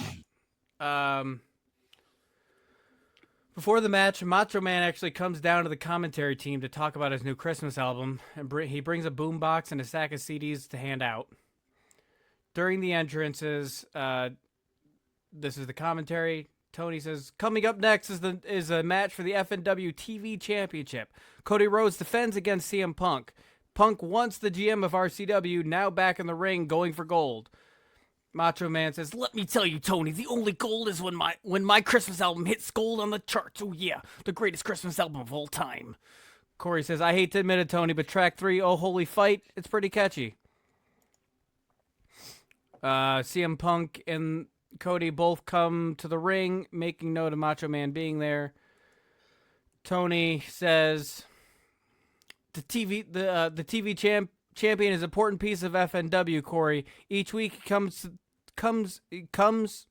each week this title gets defended right here. They say that this is this is the workhorse championship here in FNW and all of RCW for that matter." Macho Man says, "The only workhorse in this company is this guy right here. Oh yeah."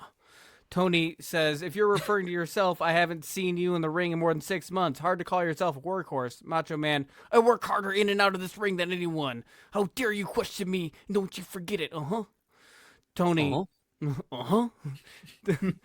Tony says, "CM Punk and Cody have a long heated rivalry here in RCW. It's bled over to FNW. They have traded titles and wins back and forth for over a decade, and now they do it once again. Regardless of who wins in the ring, we all win watching this one." Macho Man, "Neither of the..." I don't even want to do that one. "Neither of these guys hold a candle to yours truly. I'd wipe the floor with both of them, Tony. Give me a chance and I break their necks. Oh, yeah." This man, Oh yeah. Yeah. I was like you doing know how Macho Call Man. of Duty, you just switch your gun out. That's what you did. You was like, man, let me go ahead and switch this motherfucker. Oh no! Oh, no, Mr. Kool-Aid Man. We cut to the ring, and after they get announced, two competitors circle each other before locking up. Neither win, so they break apart. They circle, and CM Punk goes low and attacks Cody's legs. He clips him. Cody loses his balance and falls to the ropes. CM Punk runs and knees Cody in the body.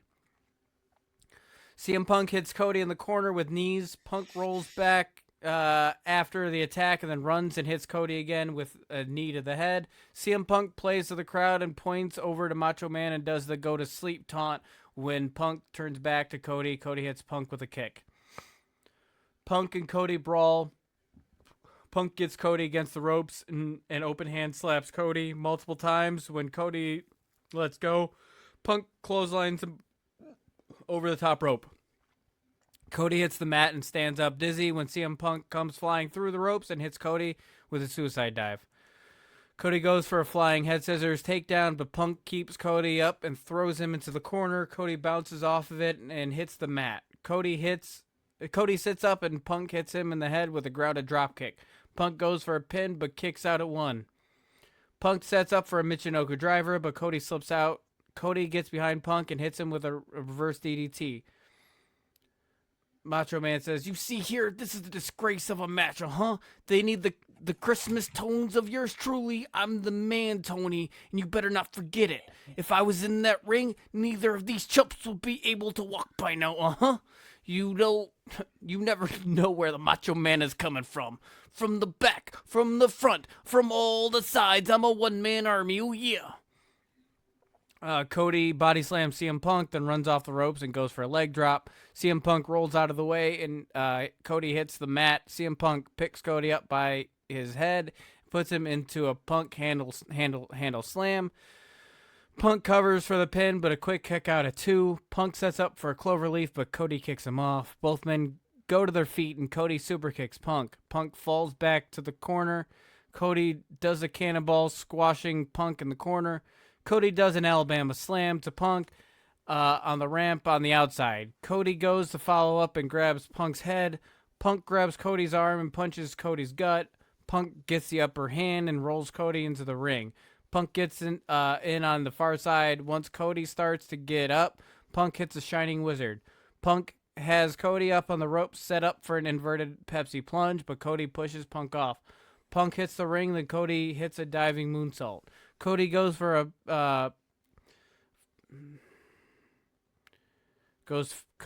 a something, but kick out of 2.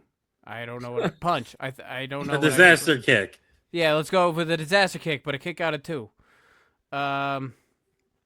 Cody throws Punk off the ropes, and Punk reverses it and hits an arm trap neck breaker. Punk covers for a 2 count. CM Punk puts Cody in an Anaconda Vice. Cody uses his free hand to throw elbows to CM Punk's head. Once Punk lets go, Cody strikes and they locks into a crossface. Punk gets out of it. Both men end up in opposite corners. Punk has had enough. He's ready to end this. He gets Cody up for a GTS. Then we hear Macho Man now has a mic.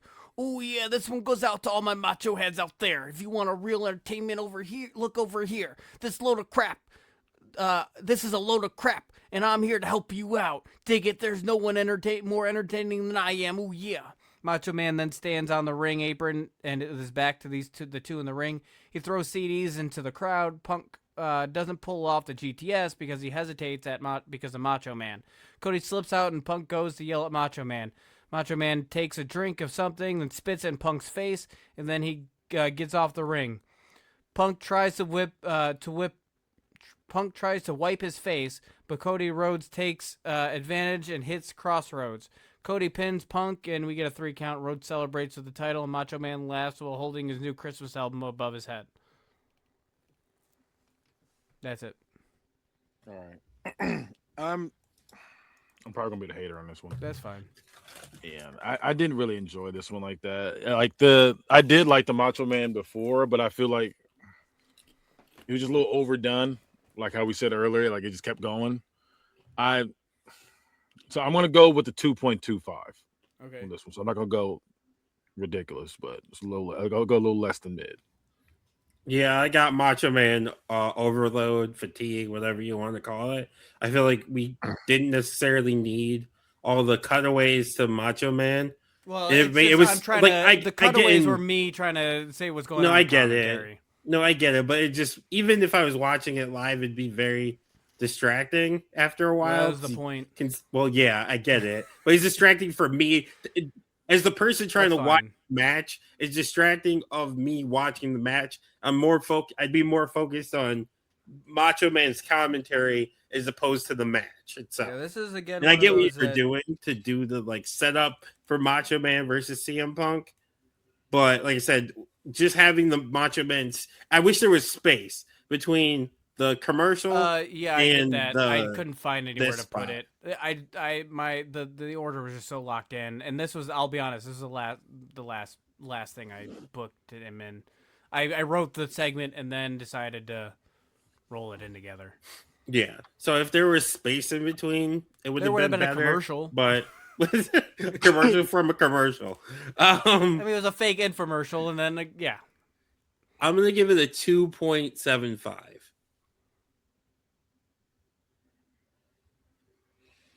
I think they're being mean to you. I appreciate it. I do think that this should have just been grouped into the infomercial. Like, I think that should I have just been do agree together. with it. Like, I don't know why you graded this separately. Like, it's all Macho Man stuff. Well, yeah. I felt like the skit itself was supposed to be a standalone, but yeah, I had this idea late. And that's I feel you. I feel like if they weren't back to back, I wouldn't have said that. But like, since they were back to back, it's weird that we're grading this separately. I didn't know where to put it. It really. But I'm gonna say, what am I gonna say? I'm gonna say 3.5. I think this was fine. Also, John, Kenny gave it a 2.25. I started stuttering. Two. I was gonna ask that. I do think this segment was significantly worse than the previous one. And I get what Damona and Kenny are saying. I wasn't as negatively affected as they were, but I don't like it as much as Travis did. I do think if this were attached, I get why you did them separate, because if it was attached to the previous one, it probably would lower it a little bit. It definitely. I'm gonna go in between what they're saying and just leave you at a 3. That's fine. It is what it is. This was the one I thought would be the weakest. John, I'm not saying that it wouldn't have lowered it. What I'm saying is, it's like, to me, it was something that like should have been graded together. Is what I was trying to say. Like, it's all the same story. It's weird if I gave you like part of the story, let you grade that because I knew it wasn't gonna be as good, and then gave you the match separate. Like, I get what you're saying, because I'm using the Macho Man criticism. That was just really a way. I couldn't bring Macho Man out and not mention it at that point. It was fair enough. Yeah. I'm not mad at it. I just felt right. like what he said wasn't what I said, so I was defending myself. So here's the next segment. Camera pans across. It's the Twilight Zone. I'll just tell you straight out. It's a segment. Camera pans across a wrestling ring. It's only lit it's the only lit area. It's the only thing lit is the wrestling ring. Rod Sterling takes a few steps into frame. Portrait of a man. Sami Zayn. Age 41. Occupation professional wrestler. A true believer. A man who's waited his whole career for one thing. Not applause, not a bell, but to have his arm raised as champion. A man who's wrestled fate, and fate rolled him up for a quick count. Tonight, he steps between the ropes of destiny and into the squared circle of the mind. He has one more rumble before the main event, and that match takes place in the Twilight Zone. You get a Twilight Zone intro? Yeah. We're backstage of a wrestling event. We show Sami Zayn getting ready, taping up his wrist and hyping himself up. Sami, I never got my moment. Always someone else's story. This time it's mine. No one can stop me. We cut to the ramp behind Sami. We see the back of Sami's head and the bright light in front of him. We hear the countdown. 3, 2, 1, buzz. And Sami makes his way down the ramp in place of the screaming crowd. We hear screams of the music and electricity of it all. Sami slides in the ring and gets on the top rope. Gets on top ropes, playing to the arena.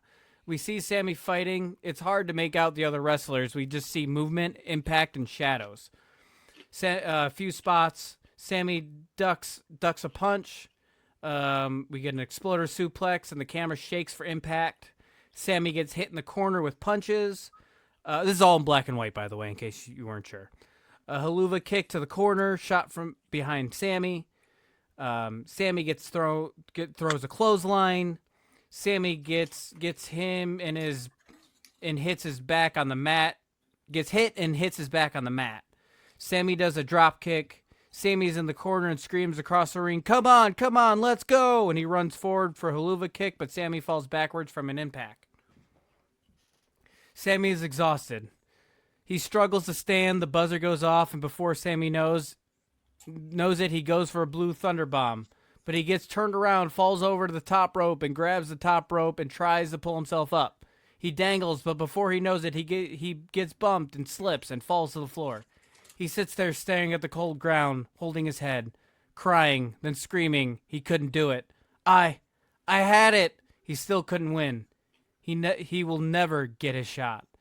As he realizes this and his eyes widen, we pull out. We see that the arena is empty. It's desolate and worn. He's the only one left. No crowd, no opponents, no noise. We see Rod come back on screen. No more interference, no more betrayals, no more partners or rivals.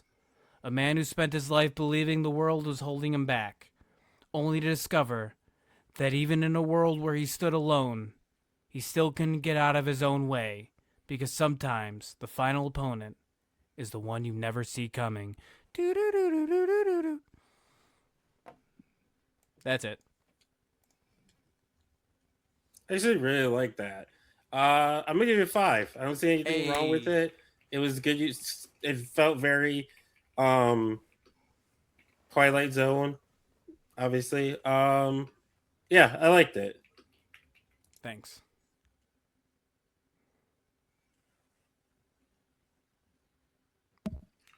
I liked it a lot too. I think you captured it well. That you did a really good job with like the Twilight Zone description voice. It was very immersive. Thanks. And I like the way you started and ended it a lot, and the in between was good too. Don't know if it gave me enough to be perfect and get a 5, but I think I'm close. I think I'm gonna give you 4.5. I'll take it. I liked it, but I didn't like it as much as they liked it. It's just it didn't hold my attention the entire time. There was times where I was zoning in and out. That might be a me thing. So I'm willing. I'm willing like to. a you thing. Well, but no, because there's other words I could use to describe it to be meaner. Okay. SAWFT. So Me or him? yes. Okay. But I'm gonna give you a 3.75. That's fine. I'll take it. Okay. I was gonna say I was gonna be the hater, but he literally said the same score I was gonna give it was 3.75. 3.75. That's not a hater score. That's fine. I'll say you're doing good this show. He is. Well, now it's the main event. Hey. Macho Man.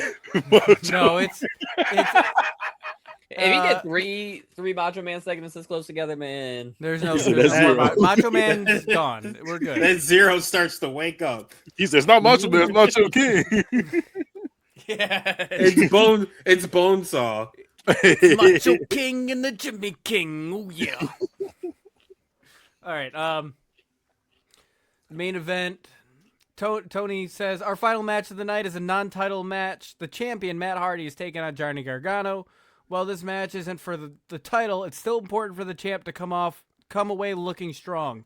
Corey says that's right, Tony. Matt Hardy has to treat this like it's a title defense. If he shows any weakness or gets sloppy, his former partner and number one contender Chris Jericho will be able to expose the champ and take advantage. Gargano comes out first, then Matt Hardy. The two show mutual respect for each other. The bell rings. Matt Hardy comes out hot and throws Gargano into the ropes. Matt Hardy jumps on the rebound and drop kicks Gargano. Gargano hits the mat, but gets up without hesitation. Gargano goes for a Frankensteiner, but Hardy holds him. He spins Gargano in circles and then lets him go. Gargano gets thrown in the corner. Hardy runs and hits Gargano in the head with a knee. Hardy hits a Northern Light suplex from the top rope. They both hit the mat, and Hardy goes for a pin. As he tries to pin, we hear music that was used for him and his old partner, Chris Jericho, ring through the arena. Gargano kicks out, and Hardy looks around. Gargano uses the opportunity for a roll-up, but Hardy kicks out. Matt runs at Johnny off the ropes, and Johnny grabs Hardy and hits him with the snap overhead belly to belly, sending Matt into the corner back first. Gargano runs at Matt for a spear into the outer barricade. Hardy rolls out of the way, and Gargano slams into the barricade, knocking through it. Hardy jumps off the barricade and hits a diving leg drop onto Gargano. Gargano has Matt in the headlock, but Hardy gets out and throws Gargano off the ropes from behind. Gargano grabs the ropes and Hardy attempts a drop kick, but falls from no rebound.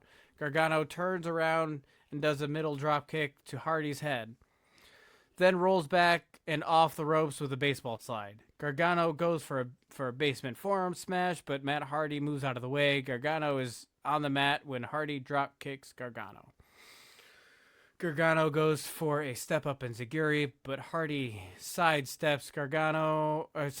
Gargano gets up with the ropes, and Hardy does a falling neck breaker. He then goes for a pin, and again, music hits. This time, it's Matt Hardy's own theme music. This causes another quick 1 count before the kick out.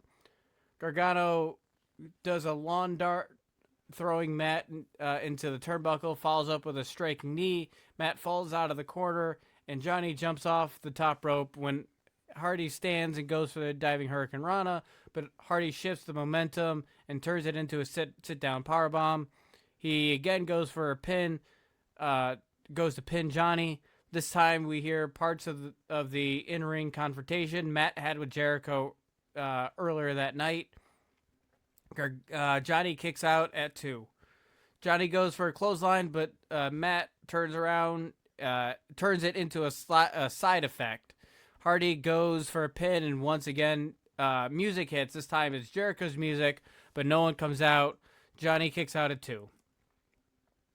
Gargano is on the outside and goes for one final beat, but Hardy Pele kicks Johnny, knocking him into the outside. Hardy suicide dives to Gargano. Finish. The two tired men give one last burst and start trading punches. Johnny hits Matt with a gut kick and then runs off the ropes. Hardy reverses the rebound and hits a twist of fate.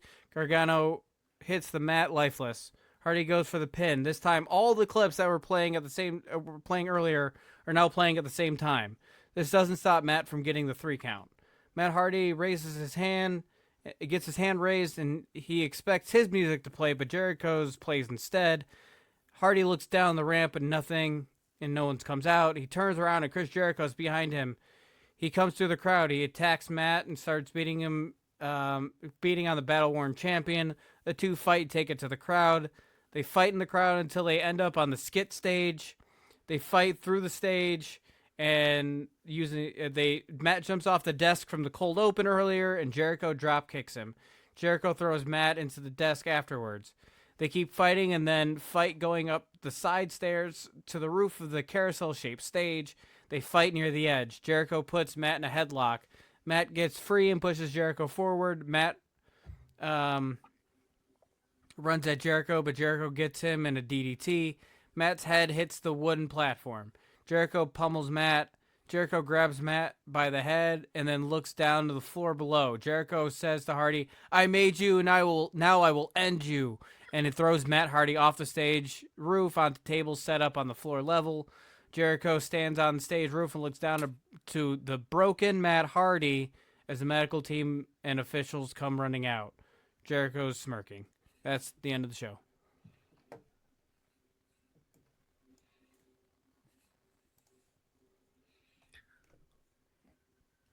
I am still thinking of a number. I got some commentary. Go for it. I couldn't tell you how much I would not watch this main event with Johnny Gargano versus Matt Hardy. Like, I don't know. I don't see any appeal in that. You did good with, like, their character work and everything. But, like, just on paper-wise, like, I'd be like, damn, like, I'm skipping this week. I don't have a number either. All right. Disrespectful on some wrestlers I fuck with. I mean, that explains a lot. That adds up.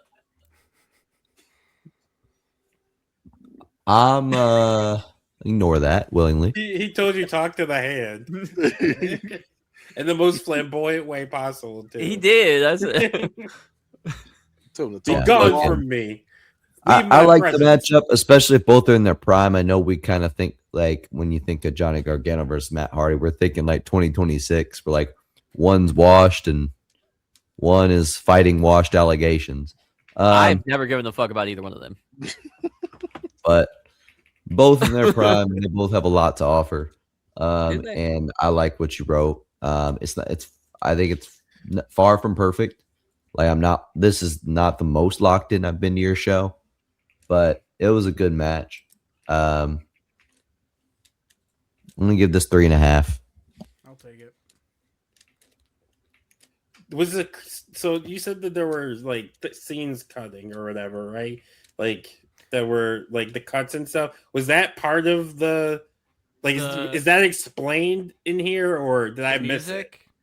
Not the music. Like you said that there was something like. Yeah, it was Jericho getting in his head. That was implied. Yeah. He was expecting you to not be stupid. Right. Fuck you, Travis. Yeah, Jericho was having all the clips and stuff playing to distract every time Matt went for a pin. Jericho was trying to create a distraction and psych him out. Kenny, your turn. You go. I'm gonna give it a 3.5 too. I mean, that just seems like a good score for it. That's how I feel about it. I don't feel like these are main event guys, and I felt like it's a little odd that you got them in the main event. But like, That's I'm trying to weird because I asked you if Matt Hardy should be in my main event. Guess what you said? Probably yes. Talk to him. I'm a hypocrite. Travis ain't shit either. Set him all the way up. All right. So I'm gonna be a hater on this one. I didn't really like this. I'm not gonna lie to you. It's not a 0.5. I'm not gonna do you dirty like that. It's not a 0.5, but it was hard to stay locked in on this, especially for a main event where I'm supposed to be like, yeah, I'm into this. I just didn't feel that way for this. And not because it's Johnny Gargano or Matt Hardy, but it's just I just didn't really care like that storyline wise. I'm gonna go with a 2.25. Is what I'm gonna go with. So I'm gonna be nicer. We'll go 2.25. So I'm not gonna do nothing too crazy. Hey, all I'm gonna say is it's all right when he says it, but it's a problem when I say it. Question. You told me. No, I'm saying I said it was hard for me to stay focused on it. He said that sounds like a you problem. He said it was hard for me to stay locked in. Okay. Question. I'm just so at the end of the last RCW, like not before the whatever the celebrity death match, was Matt the champion in RCW Massacre? Yeah. No. Okay. Matt, this isn't Massacre. Has well, nothing to do with this. No, I was just asked there. He said earlier that it's RCW Presents, whatever. Well, it's RCW. I get that. Owns, I was just yeah, it's fine. It doesn't affect your score or anything. I was just asking the question. I'm pulling a mic where I'm asking that's fine. Whatever. Set up questions or whatever. I'm just gonna give this a 3.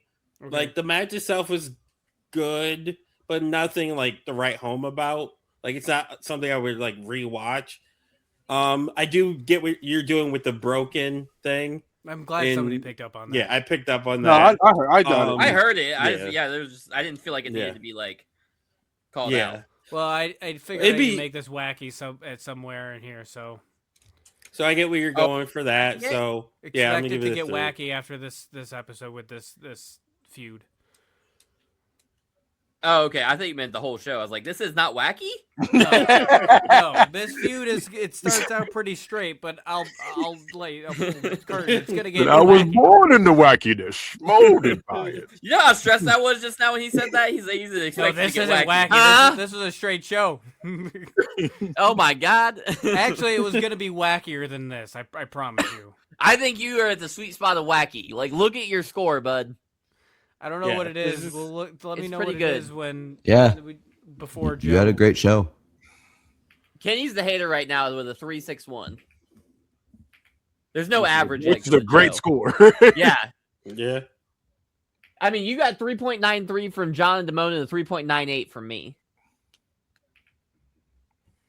Yeah, that's a great score. I mean, yeah, that's probably the best show of the so far. Season so far.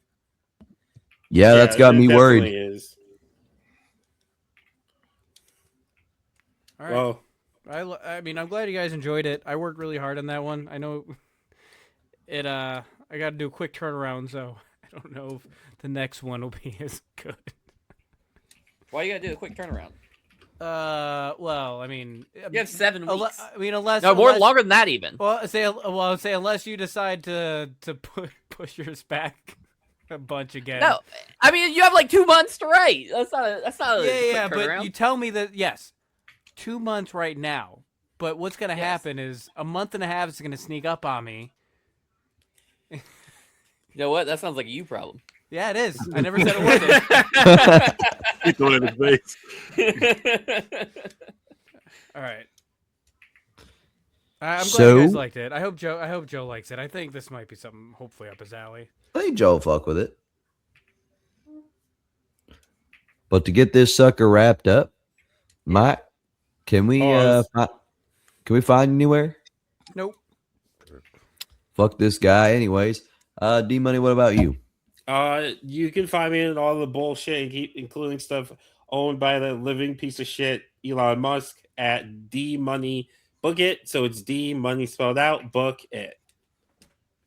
Bad guy, tell him about your whatever amount of shows. You can catch me on all social medias at Bad Guy Spoken. Catch the Bad Guy Spoken podcast on YouTube's. And you can also catch Hood Movie Review, where we review all your favorite and not so favorite Hood movies. What about you, Travi? You can follow me on all social media at I am Travy T. That is at IAMTRAVVYT on Twitter, TikTok, Instagram, and OnlyFans. And that's a lot less places than usual. And to wrap us up, if you want to go support any of us, our other shows, this show, any particular cast member you enjoy, you can go to T1, spell out the word 3 media.com, and you can go grab a t-shirt, a mug, baby clothes, or any other wacky paraphernalia of your favorite cast member or show. With that said, that's been an episode of Book It. See ya. Bye.